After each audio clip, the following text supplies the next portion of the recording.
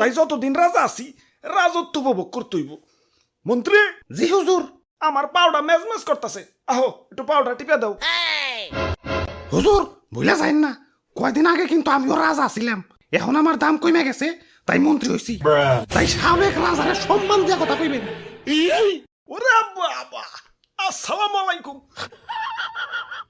ই আর কি করেন না, আপনার কয়টা দাম বাইরে রাজা হইছেন? আসছিলেন তো 20 টাকা কেজি, হুট করে 400 টাকা কেজি হইয়ে রাজা হইছেন। আর আমি কেমনে রাজা হইছিলাম জানেন? আমার কেজি তো 1200 টাকা পর্যন্ত উঠে গেছিল। ওই তুই মুখে মুখে তর্ক করস, তোর বোটা কিন্তু টান দিয়া ছিড়া ফেলামু। ওই তোর বোটার কোনো প্রয়োজনীয়তা আছে? তুই এটা নিয়ে ঘুরস কা? হ্যাঁ, কেউ যদি 1.5 কেজি মরিচ কিনে 1 কেজি তো তোর বুটাই পায়। আমার রাজ্যের নিরীহ মানুষে তুই ঠকাস। ওই ওরে আমার রাজ্যের বাইরে ফেলে দেয়, যত বড় সাইজ না তত বড় কথা। হুজুর রাগ করেন না, জানেনই